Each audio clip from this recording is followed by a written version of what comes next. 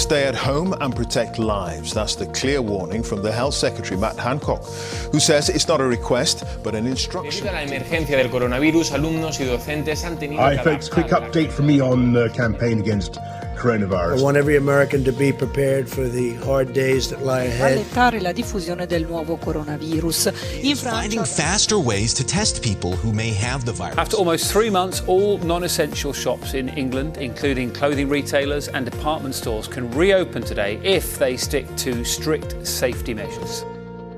Hello and welcome to Corona Chronicles, where in the coming weeks we will attempt to touch base with a wide range of people from all walks of life to talk about how the current situation is impacting them both professionally and personally, as well as offering a cupful of cheer, some top tips and stats, and most importantly to touch virtual base with a cheery hello and without the need for hand sanitiser. I'm Nick Randall.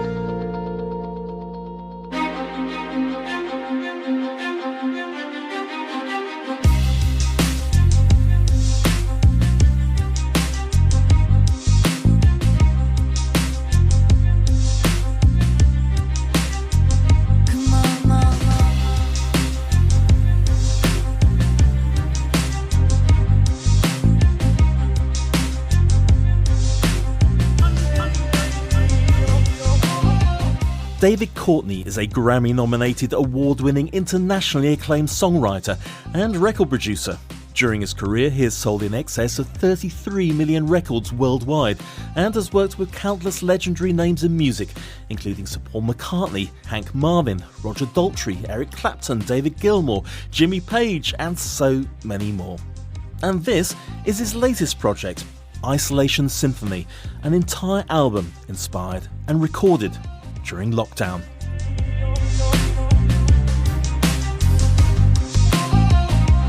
This is an extraordinary time. It will go down in the history books as one of those moments of true crisis. Go home and stay home. Life is on lockdown.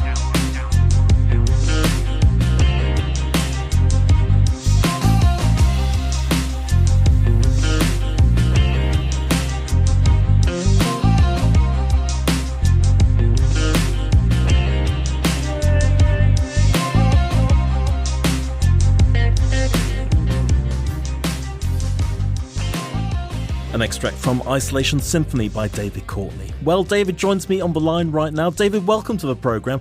Take us back to the beginning of lockdown and the original inspiration for Isolation Symphony. Okay, yeah. Hi, Nick. Yes, I, like a lot of artists, writers, and they were very inspired by what's happened here. And I guess, people have got more time on their hands than they would have normally. However, I have to say it didn't come as a hard task for me because I work from home, I write at home, and I live in an idyllic part of Sussex here in the country, and I've got beautiful land around me. So I really haven't experienced what a lot of poor, people have had to go through when they live in apartments, etc. Sure. But so as much as I was inspired by the whole thing of what had happened globally here, I observed all what was happening through television and that, and that's what really inspired me to see what people were enduring here, with between the lockdown and losing people and this whole thing, which has been a life-changing experience, and that's really what inspired me to do this. And I felt the need to create something around it, and I thought, well, the best way of expressing myself obviously is through music, and I wanted to help the NHS, and I thought, well, okay, this can serve a double purpose here. Also, I may add that I've always been what I'd like to think of as a conceptual writer in those early albums that I did with Leo and Roger Daltrey and all that. They were all very conceptual, and I've always been very influenced by the likes of the Beatles and Pink Floyd, and have worked with McCartney a couple of times and with David Gilmour, Pink Floyd. So I've had the privilege of doing all that. But that type of style of music and the concept of it all fitted into what this to reflect this journey for people through the lockdown, through to isolation, and then to eventual liberty, you know.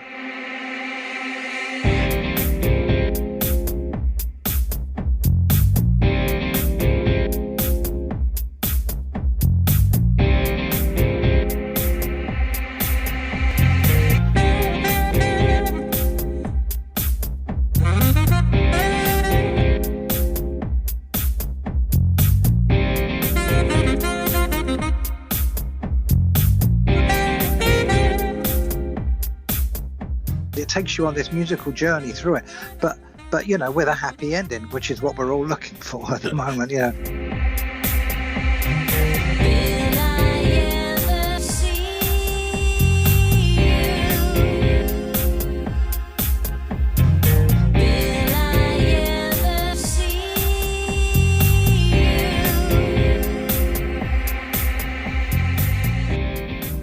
Specifically, this is raising funds for NHS charities battling COVID. The single that you produced.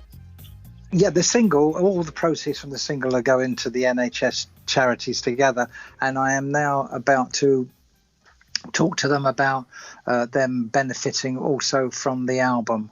I'm going to try and work that out some way that they can benefit from that as well. So it's a bit of an ongoing story because they played probably the most major role in all this, and you know, it just seems right and proper for me to be able to do that. So I will be continuing along that line, you know. Sure. So take us through each track. Obviously, the single, as it were, are the first 3 tracks of the album, which are sort of blended or stitched together to make a very powerful single. And I've got to say, I absolutely love what you've done so far. Talk us through the whole process and the ideas behind the different tracks. Yeah, well, these tracks, well, the track, the first one that you hear on there, Lockdown, obviously is the one that reflects that moment in time when that happened, and what I do, I also use some samples from, you know, be it from a news or a speech or something like that within these tracks, to give you that theatrical feel of like being there, you know, which I think really works.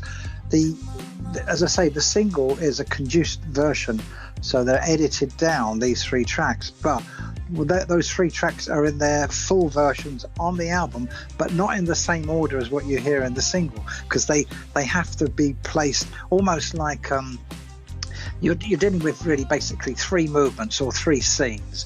You know, as I say, you've got your lockdown scene, and then you go into the isolation scene, and at the end the liberty scene.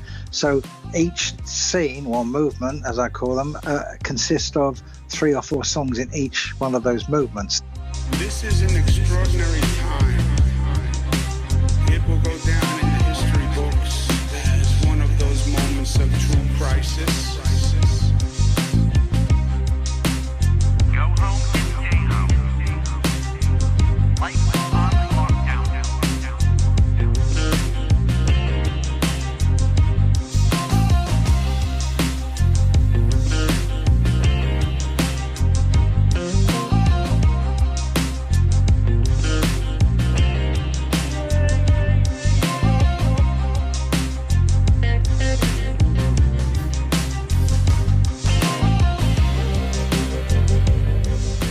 Do you think COVID is really been impacting the music industry in many ways? Because it's obviously not restricting you at all. No, it's not restricting me, but I really feel for all the artists out there and bands and all that really have had, well, certainly the unknown band sector have had their livelihood ripped from beneath their feet with all the venues closing, and even the big artists, you know, they've had to cancel all their tours. The festivals have all had to be cancelled because of crowd gathering. So it's really, I think what you've got to be viewing here is, you know, 220 is a bit of a write-off, really, and that everything will revive next year. And look, you know, it's not like this is the end of days here, is it? You know, there is a future and a light at the end of the tunnel, which is all going to come back. You know, it's just that, you know, people are going to feel rather bruised from it, and hopefully a lot will survive through it, because, you know, if they're relying on this as their livelihood, then this is really difficult for them, for artists. Theatre, like you've seen what's been going on with theatre. I mean, it really remains to be seen of how this is all going to, what the result is going to be, I guess. But as I say, like to coin a phrase of a song that I was co-writer of, the show must go on, and it will.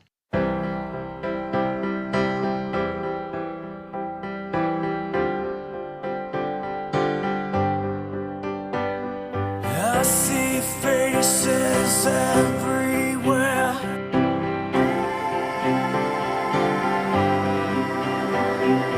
I see faces everywhere.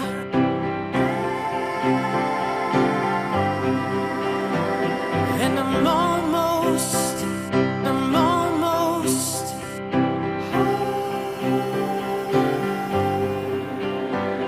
I wait for you.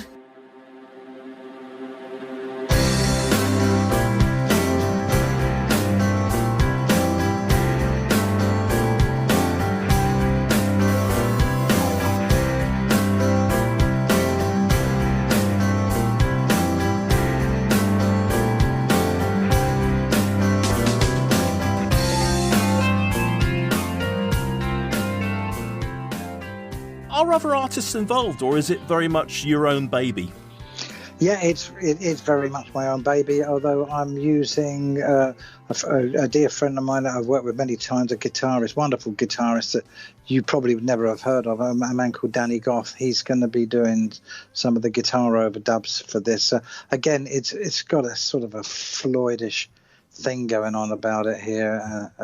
Love it. Which is the way that that I feel the whole thing has come together. So yeah.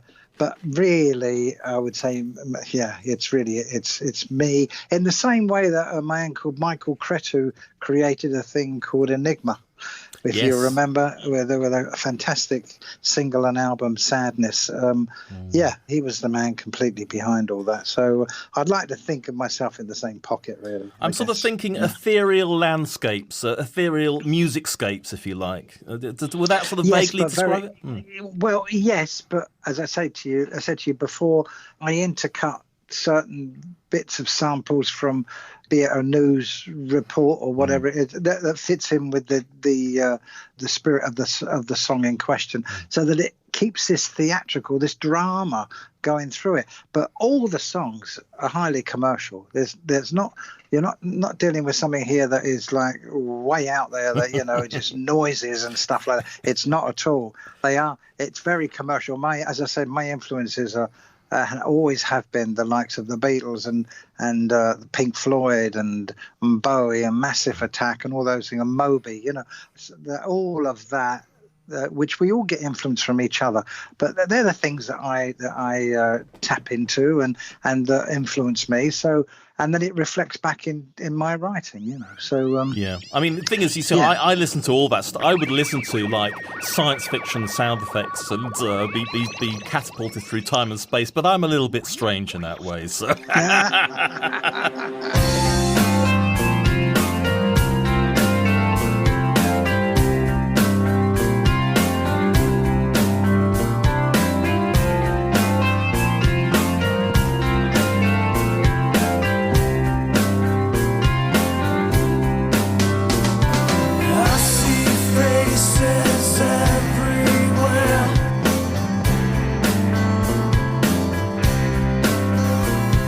I see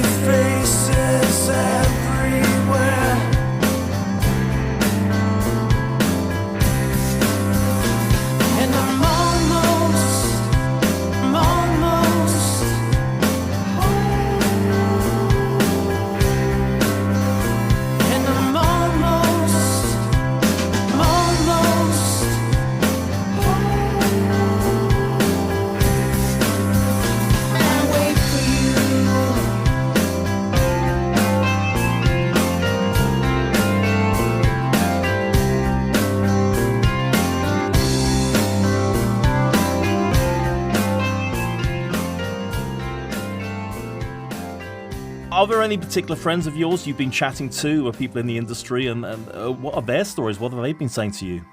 Well, I spoke to Roger Daltrey a little while ago. He was obviously disappointed because of the tour, and that was going to combine with the release of their new album. That everything was tying into the same, the timing of it, which has been the case with a lot of big artists. Queen, all sorts of stuff had to be put on the back burner because of it. So that those guys at that level, but then on other levels, I was speaking to another great friend of mine the other day, one of probably this country's most underrated singers, a guy called Steve Ellis. And again, he's feeling it pretty badly because, he can't get out there and do his tours and his gigs. And so, and they can't go in recording studios. Although, as in saying that,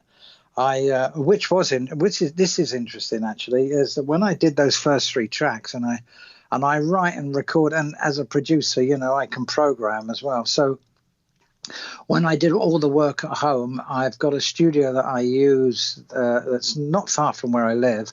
And obviously I couldn't go there to do the mixing of those tracks. So we did it remotely. I would send the files to the engineer. He would put it together and mix it and then fly it back to me. And then I would listen to it and say, I'll change this and change that, or this, increase this level, or whatever it would be. And that's how we did it. And that's how we arrived at those 3 tracks.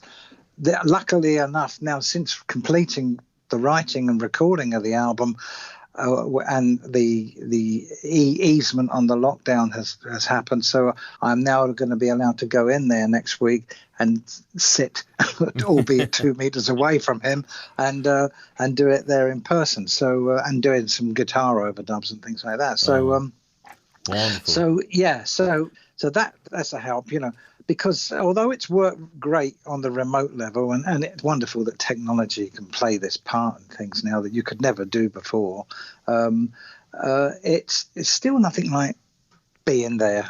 And that goes for whether it's a football match or a concert. I think, it's being there because it's the vibe of humanity around you. It's that's what drives you. That's what, otherwise life can become very sterile if you just carry on with this remoteness that we've all gone through. No, I mean, I completely agree with you. But what is interesting is that there is so much that clearly we can do remotely that we probably didn't realise we could do to such an extent. I mean, people are now talking about working from home permanently after all this is over. Yeah. Absolutely, I've pointed out that the fact that although isolation in itself has been a very negative thing and a bad experience, in the same way is actually the isolation has brought people together. Yeah, it's irony really, because what you've seen go on, with the likes of, again, technology with Zoom and Skype and all these, they've all come into play now. They're allowing people and FaceTime to communicate with each other, albeit not in the flesh.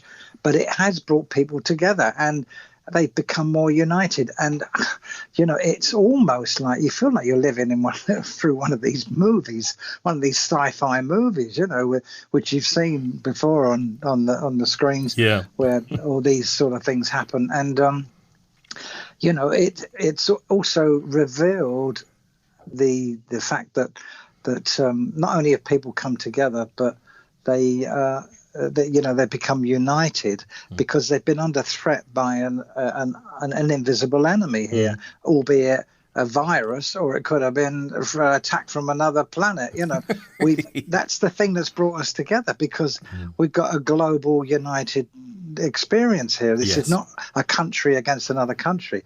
It's against an invisible enemy, but it could easily have been an alien race. I'm totally with you. I love the aliens. You're exactly, well, me too. I've been a big follower of ufology from way back, but so you feel like that's happened. And the other thing that came about is because of people not being able to go out and drive their cars and all these other things, the pollution level dropped. Absolutely. So suddenly nature comes back in, and you've got dolphins coming into the canals in Venice and that. I mean, and animals in the streets, and it's. You almost feel like it's something almost biblical. Yeah. Biblical intervention. The world needed to have the stop button pushed. Yeah, no, totally. I mean, apparently the ozone hole has closed completely, and the Loch Ness Monster's turned up again. Has he really? There you go. Who knows? Listen, we don't know, but you do feel that. I mean, you do feel that, and look, one hopes that, all right, as bad as this has been, and it's been a terrible thing, but you'd like to think that it's been a bit of a wake-up call and that the world will be changed because of this, but in a very positive way. So, and like the NHS, you wouldn't want suddenly people to revert back to that. Well, it's there. It's just there when you need it. Yeah. When you see what major part they played in this whole thing, really, you don't want people to forget this.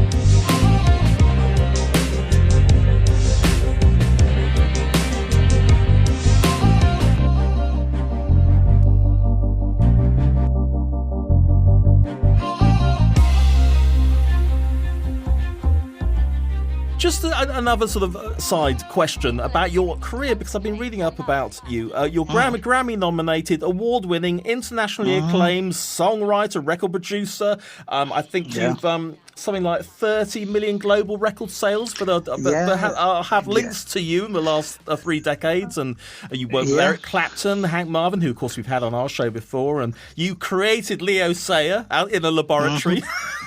Yeah, exactly. It's like incredible. Frankenstein.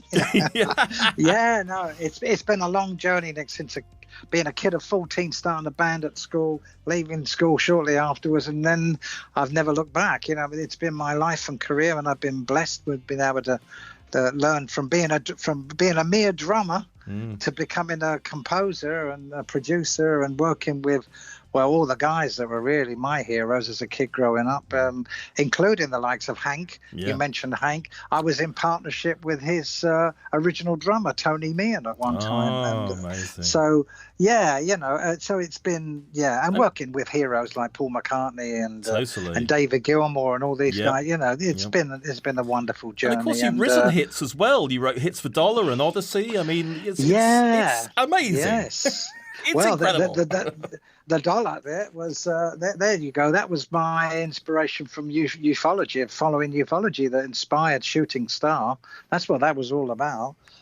That's where that all came about. Albeit that it arrived at a form of a pop record, it certainly kicked home and it was a hit.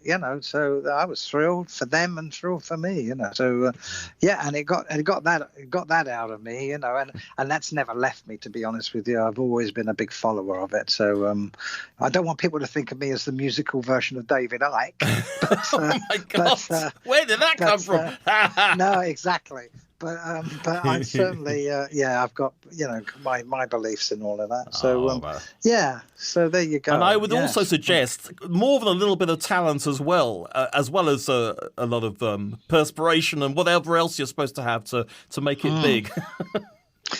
Yeah, it's, as I say, it's been a fantastic. Well, I've had such wonderful opportunities and got a great grounding right from that very, very early days, of playing in a band and doing the Germany thing, playing in what was the most elite club in London for music artists called the Bag of Nails, where the audience every night were made up from the Beatles, the Kinks, the Walker Brothers, the Rolling Stones. They was the audience every night, and I was 16 years of age as a drummer in the band, playing to the likes of these people. So my grounding was quite extraordinary, and to stay the course and keep going and have success along the way as well. You really, I can't ask for anything more, really. It's been a real dream. That's just I've wonderful. lived the dream. You've lived the dream.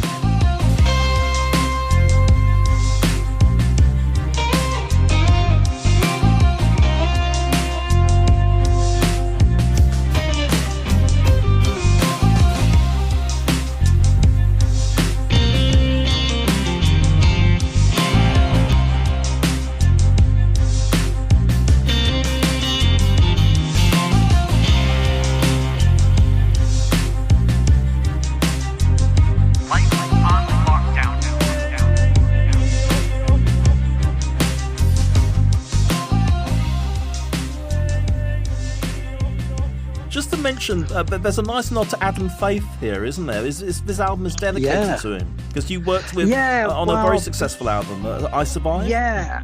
Well, yeah, that's right. Well, he was my employer at one time, and in that band we became the replacement band for the Roulettes back in the '60s. Sugar Baby Love. And then, no, that was the Rubettes. Oh, the Rubettes! No, this is the Roulettes. Oh, I do apologise. And they were a great band, the Roulettes. Yes. I have to say. Russ Ballard, who became, Argent with Rod Argent and all that, wrote "God Gave Rock and Roll to You" and all that. He was in there. He was one of the leaders of the Roulettes, and so Adam, he was our employer, and then him and I became very close, even for me as 9 years his younger. So we stayed great friends right up to the day he died. We were almost like brothers, really. And we went into business together. We managed Leo together. We produced him, all of those things. And when he had that horrific car accident in 1974, which he was a bit touch and go there, I encouraged him to do an album because he hadn't recorded for many years, and that's where I Survive came from, of inspiring him to do that album. So we wrote that album together, and that's when I first worked with Paul McCartney, because he came with Linda and sang on one of the songs and played a synthesizer on another one of the tracks. Oh, that's wonderful. Yeah. Oh, it sounds like such a happy, rewarding time. And it's still going strong with its forthcoming album. And the other thing at the end of the year is I'll be bringing out my autobiography, which will have a lot of these stories never been told before. And I'll be releasing another EP to go with that as well, with some other new songs that are nothing to, not conceptual, but but sort of relate to the book, which is going to be called "Oh What a Life," which was one of the songs I wrote with Leo, which was a bit of a throwaway song, but a brilliant title. And I thought, well, it says everything to me. So. We have to get you back on board when that comes out. Whenever you like, whenever you want. Fantastic. So, of course, proceeds to this initial single and some of the album as well, it's going to go to NHS charities. Give us a bit more information about that and where we can purchase the music.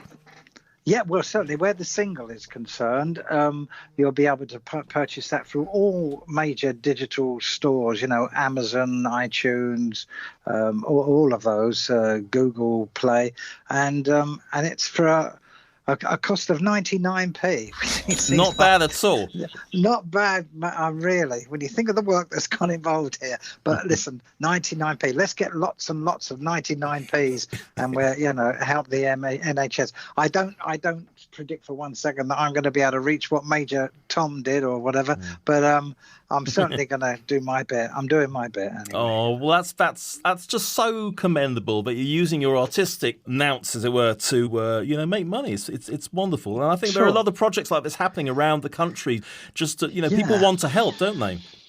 Well, there you go. Look, if anything, Nick, it restores your faith in humanity. Absolutely. All of this. That's the good part that comes out of it. Absolutely. And that's a lovely way to end this interview. Listen, David, thank you so much. I'm so very much looking forward to Isolation Symphony. Fabulous. Great. Thanks a lot. Thanks so much, mate. Cheers. I see faces everywhere.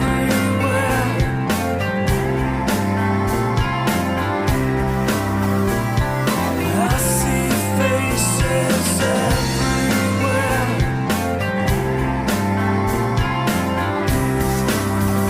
Can I wait for you? Can I wait for you?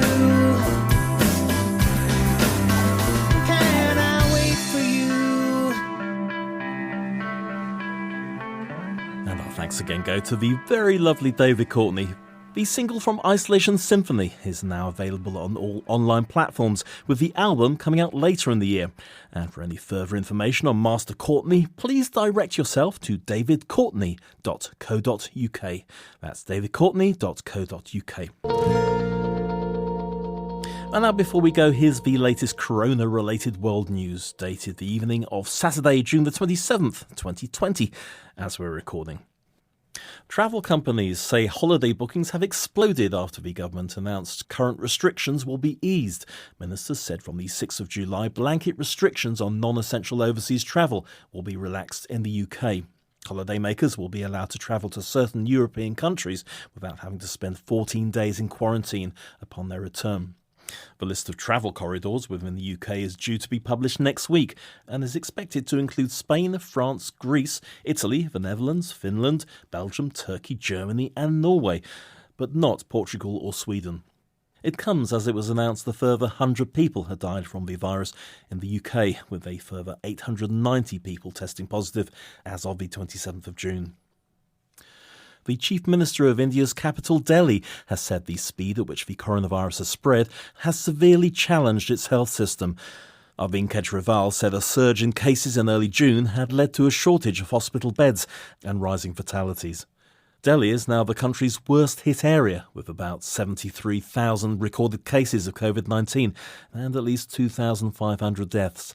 More than 500,000 COVID cases have been recorded across the country. About 15,000 people have died so far after testing positive.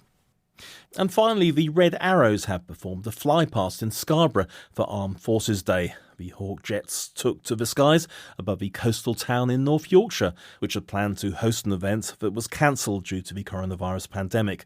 The Queen and the Prime Minister Boris Johnson led tributes to veterans and serving military personnel. The Defence Secretary praised the force's professionalism, commitment and versatility during the pandemic.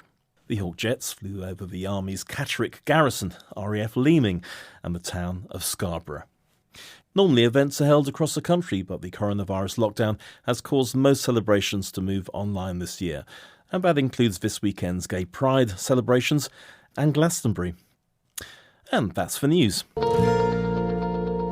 Well, that's it for this edition. If you want to email us about anything at all, the address is coronachroniclesshow@gmail.com. So, this is Nick Randall saying take care and look after yourselves. Goodbye.